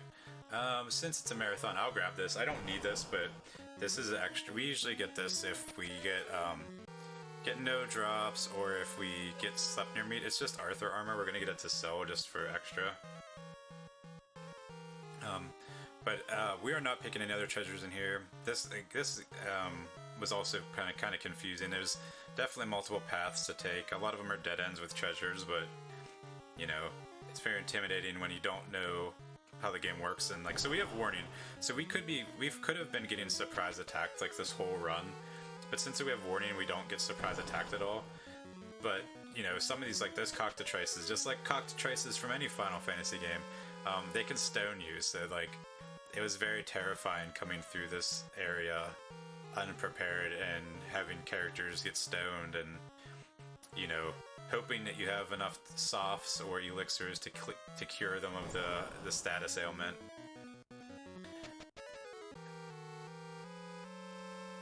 Oh, so Dad, as you saw, he's good. His stats are good. He's really good at equipment.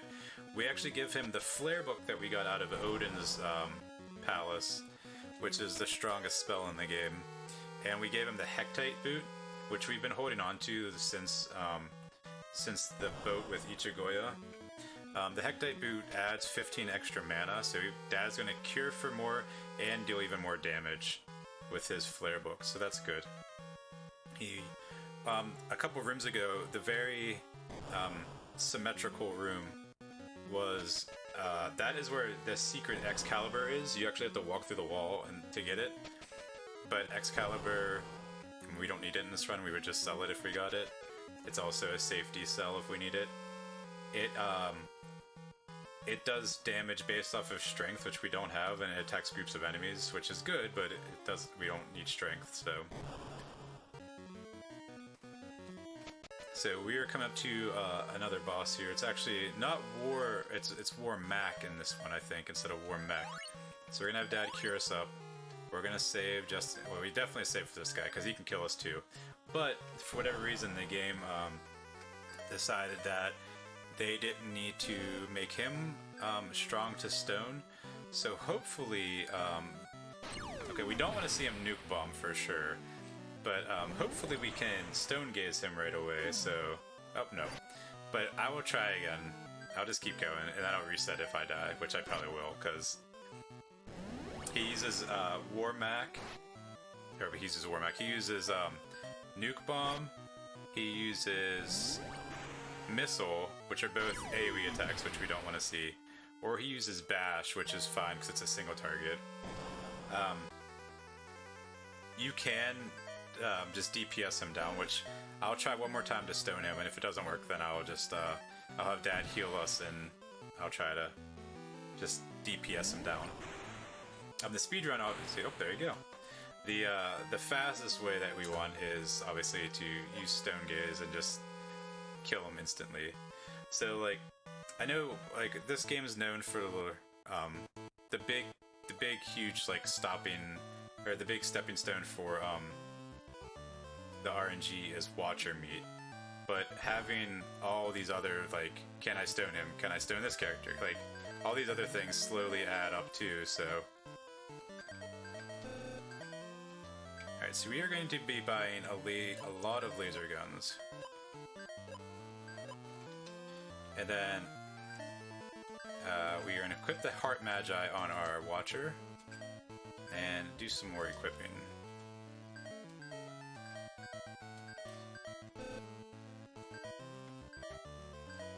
So our robot has lots of laser guns, as you saw. It's not for the damage, it's for the HP and the agility, so we're going to be doing a lot of damage with our robot for the rest of the game. And then we're going to be buying some tents and some elixirs. I'm just overbuying at this point because I have the money. You definitely don't need that many. But And then we are going to go up to fight Apollo.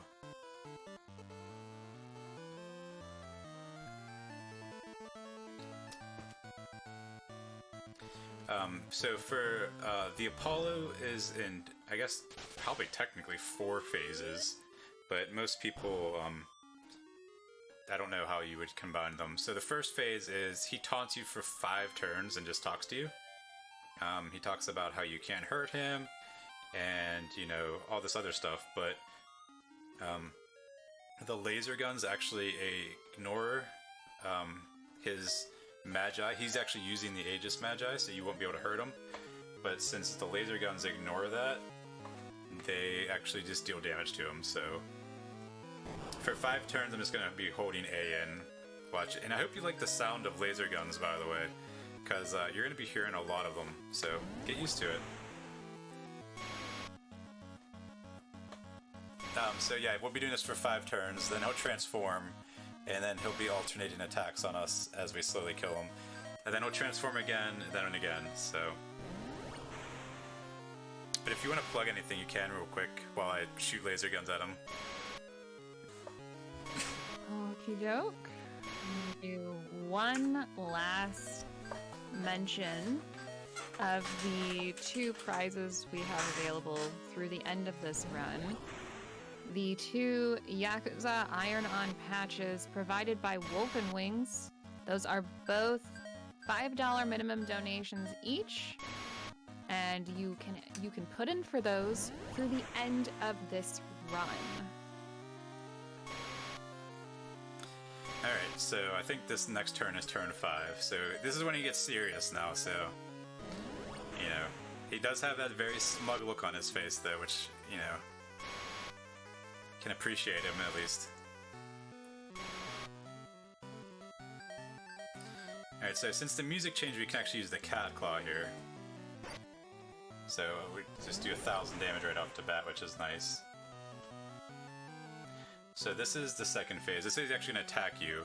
So he's going to alternate between using the Mass Immune and Flare.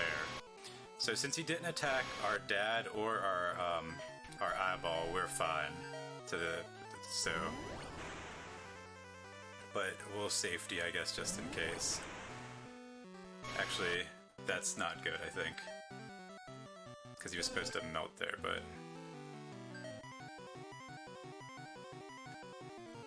Hopefully he attacks Dad. Okay, so I'm actually dead because I miscalculated.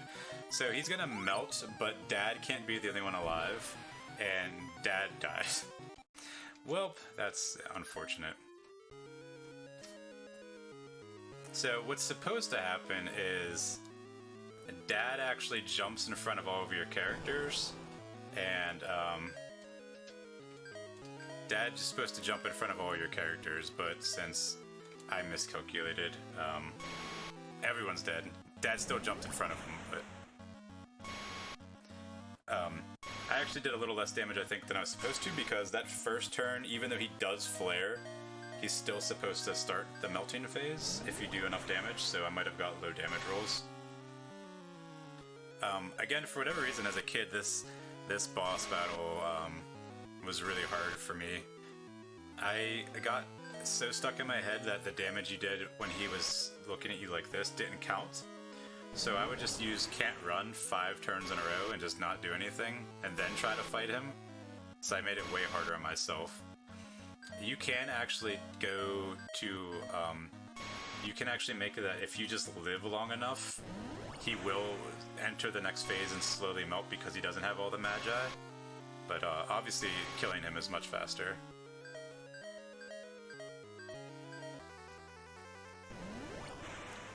So even though our robot has the highest agility you can have, he doesn't always go first, and the turn order is really weird in this game. It should be based off of agility, but it always isn't based off of agility.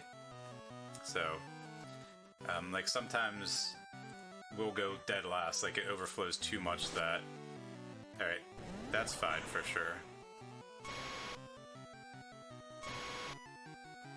So I should be able to run this turn, but I'm going to be extra cautious, I guess. Yeah, okay.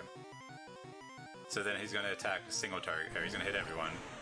And then next turn, Dad is going to jump in front of us. So we'll just use can't run. So the fourth phase is actually just this one. He just melts even more, and he's exploding, and Dad jumps in front of all of us. That's pretty graphic for a Game Boy game, having him all melty like that. Alright, so Dad is dead again. So we decide we're going to use all the Magi, even though he tells us not to. So we're going to use all of them together. And... maybe. Okay, there he goes. So Isis is here, the ancient goddess. So she's going to read our minds, and boom, she saved our dad. He's fine.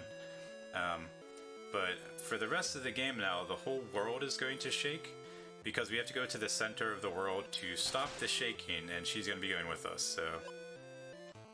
hopefully you like this music and not being able to run and shaky screens, because that's what you're in for the rest of the time. And flares, because Isis has flare in 99 of all stats and everything, so...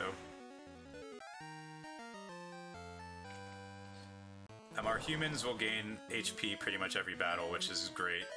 It'll give them a little extra HP to hopefully live a couple rounds for the last boss.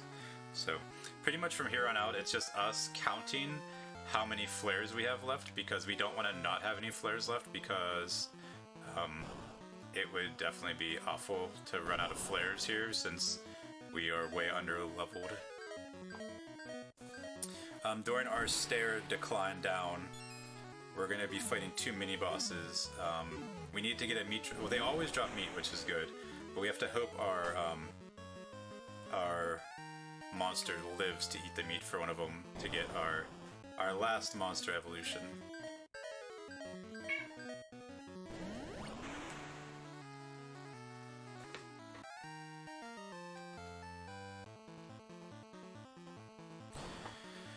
Alright. It's kind of nice if you're like tight on money, which we weren't, so we bought like way too many elixirs and tents. Like those battles, you could technically use the samurai bow and take out all the giants there. So the nice thing about elixirs in this game is it gives all your spell charges back. So that's why Isis, we just use flare every turn, and then she uses an elixir on her, and you get all your spell charges back. So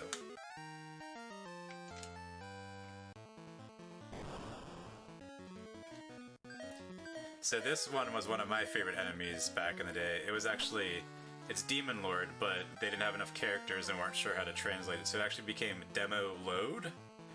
So that was a fun one that they fixed. It appears in this game, or this version of it.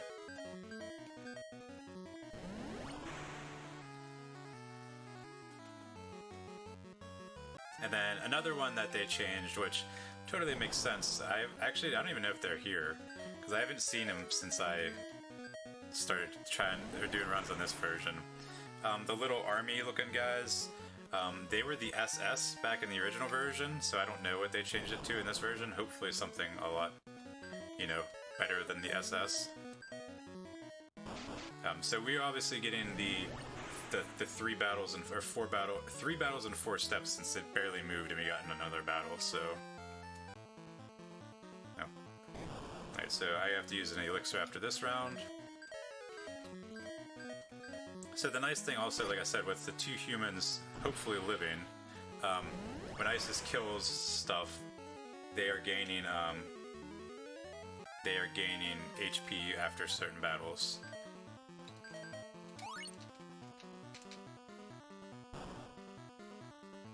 Which will hopefully make it... Okay, so here's our first mini-boss. I just realized my first character is cursed. I don't even know what that does in this game. Alright, we want 1 or 2. These guys will spam Tornado as well, because they are jerks.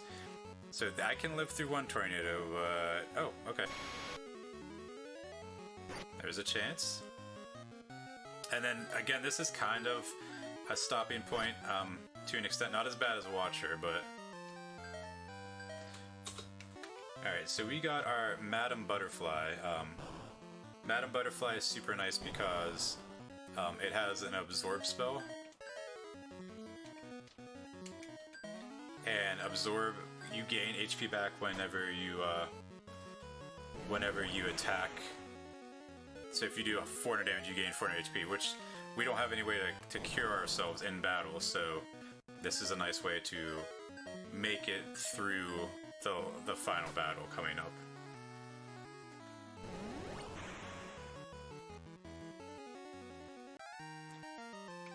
So we are not eating meat anymore. We're done eating meat. I am going to be over, it appears, so I apologize for that.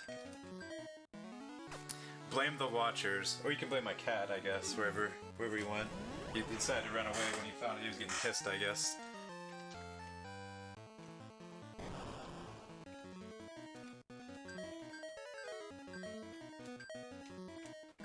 Alright, one flare left. So Sleipnir sometimes can survive the flare from Isis, so that's why I make sure to put the samurai bow on him as well. As you see, since I don't have any armor, it's doing thousands upon thousands of damage. It just killed my robot because I didn't tent. So I'm going to use the heart with Isis to bring everyone back to life, to make this battle hopefully not take forever.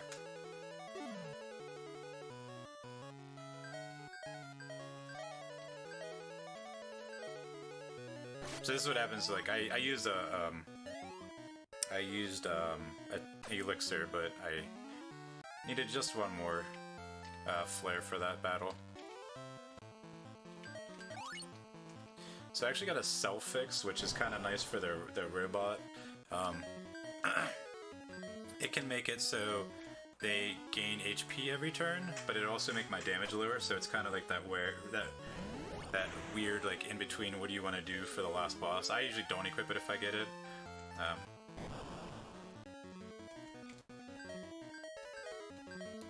Yeah, so this is the last area. If you want to go ahead and plug or do anything, go ahead, because we're just going to be, excuse me, fighting our way through. Alrighty, we've got a $15 donation from the Ryan DS. No comment, but that $15 does go toward the Chrono Trigger Watch Anime Cutscenes incentive. Thank you so much for that. We don't have any more donations, but I will tell you a little bit about NAMI, the National Alliance on Mental Illness. We are raising money for NAMI. NAMI operates a national helpline available Monday through Friday from 10 a.m. to 10 p.m. Eastern Time, which provides information, referrals, resources, and a compassionate, understanding, trained volunteer to support the caller. If you ever need to contact NAMI, contact the NAMI helpline at 800-950-NAMI. That's 800-950-6264 for support information and local referral. Remember, you are not alone, and it is okay to not be okay right now. Alright, so that was just another mini-boss. Same thing, they can spam Tornado, which thankfully it didn't, so it didn't have to reset at all. So we are making our way to the last boss. The last boss actually has really good music. It's sad that you don't hear a lot of it since it's the last boss. Because it has 3 phases, it changes its music 3 times actually, which is kind of unique, but it's sad that the 3rd phase you don't hear too much of. So we're going to be making our way through here, killing everything we run into. Sadly, because I am already over, if I do run into the super boss, because it's a random encounter, I am going to be running from it. You can run from that boss, or that battle in here. It's the only battle you can run from. Otherwise, I would just try to win it. You have a very low chance to get a sword called 7 Swords. I've never gotten the drop, honestly, and I don't know how rare it is, but I've never gotten it. But it's weird. It's based off of agility and strength, so it's not even like it's a huge help. So.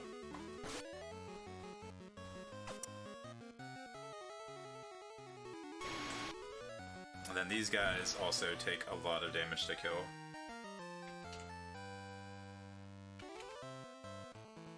Alright, so the boss is in the top left corner, so we just have to make our way up off this path that we all memorized.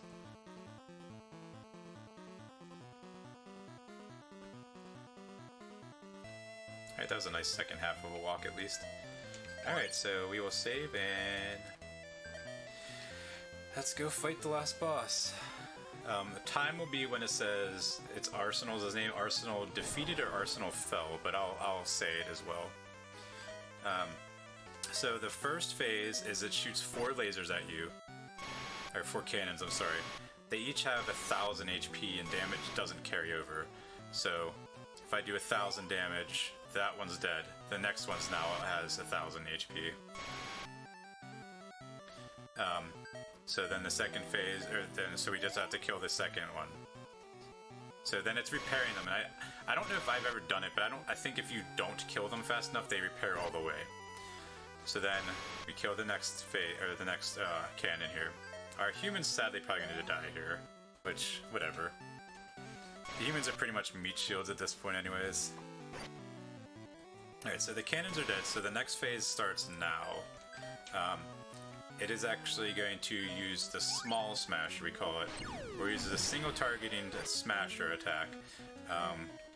You can dodge it. If you have a tank and you're alive, you can block it with the tank and everything like that. So this phase is kind of trivial. Your robot usually dodges everything, and the butterfly usually gains enough back. So it's going to be in its third phase now because we've done enough damage. This is the large smasher attack. It ignores defense, does completely random damage, anywhere from 63 to 693, I think. And there's kind of nothing you can do about it. So you have to hope it doesn't get back-to-back attacks, or you have to hope that you don't miss. So it's kind of just good luck. Or you get low damage rolls. So we actually got a low damage roll, and our robot lived another attack, which is huge. Because if he doesn't live, it makes the fight a lot longer if you win. So we didn't want to see our butterfly miss, which he did. So we're probably dead here, and I have to do it all over again. All because it was one hit away too. So sadly, the Butterfree decided to miss. But we get to listen to some good music again real quick. So what you don't want to see is him attack first with all 4 cannons again. That's less than ideal. Ideally would be your robot goes first, does 1,000, kills a cannon. The next 3 characters do another 1,000, kill another cannon. So you can kind of get through the first phase relatively quickly if it falls correctly. When it doesn't, when you do low damage rolls, like if the robot does like 993 damage, well, it's not going to kill the cannon, so it's going to go to the next phase. So we did the cannon, it's going to go to the next phase now. So we always cure the robot with heal to make sure that it has full HP for the third phase. Since the butterfly actually has, it's Madam is the same. Since Madam actually has defense, that's why it's not doing ridiculous damage to the butterfly. But well, let's get these misses out of the way now before the third phase. So it's actually good that it went first this time, because it would have went to the third. It would have went to the third phase that last turn. So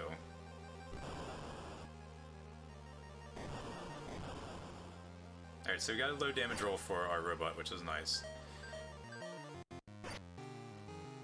Alright, we didn't miss the absorb, which is what we needed.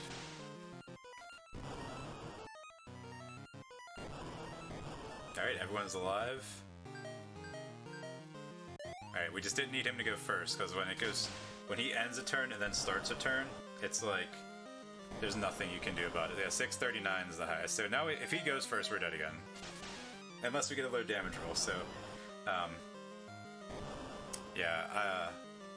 sorry, I guess, that a Saga game is doing Saga stuff.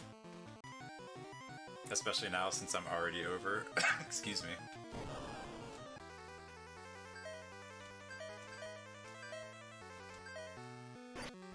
Alright, so 1,000's good, we kill a cannon right away.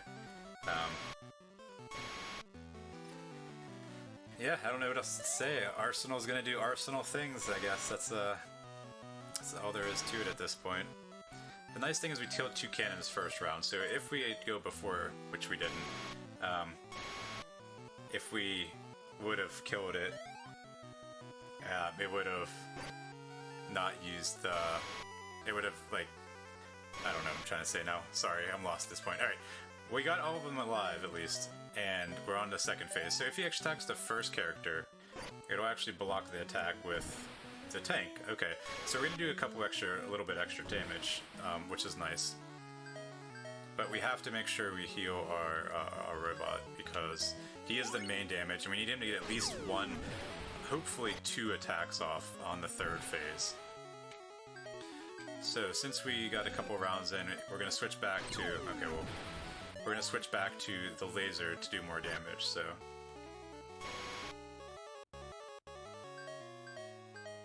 Alright, so he's going to switch to the third phase here, and we have to just hope for good damage rolls.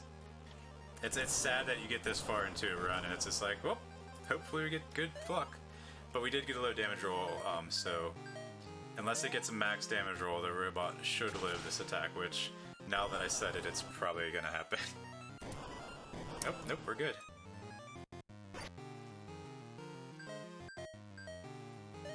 Alright, so we didn't miss the absorb, which is good too, since... There we go, that's time.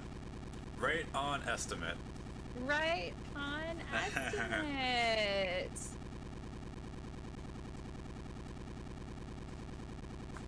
So yeah. You were a little bit underestimate. Wink, wink.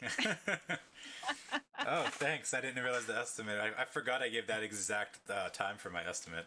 I know. Thanks for all the GGs. So yeah, this is Final Fantasy Legend 2. We have a Discord. We have, there's forums, there's walkthroughs. It's a pretty fun game. It's definitely a nostalgia kick with the Switch remake and the Steam remake, which I'm using the Steam one. I've been trying to run it to see if there's any differences. There's lots of ways to play this game now. We could take this elevator and go see that our dad is actually alive again. So there you go. GG, Dad. Dad? Yeah, he's still here. Dad's still here. But yeah, again, thank you for having me. I appreciate it. Hope the game was good. Hope you enjoyed it. Hope if you run this that the watcher meat doesn't do what it did to me today. And yeah, keep throwing. Oh, my cat's not here. My cat's gone now. I'm sorry. That's okay. Next time you run. All right. I'll get it to Legend 2. All right. Next time I do something, I'll get the cam and everything for it. Next questing for glory. Next questing for glory. Well, I tried. Okay. Well, thank you so much, Toorima, for running Final Fantasy Legend 2 any percent glitchless under estimate. Just like we planned. Went exactly to plan. Next up, after a short break, we will have Legend of Mana HD Remaster on the Switch, All Stories, run by the RPG Chick and Mecha Link. Stick around.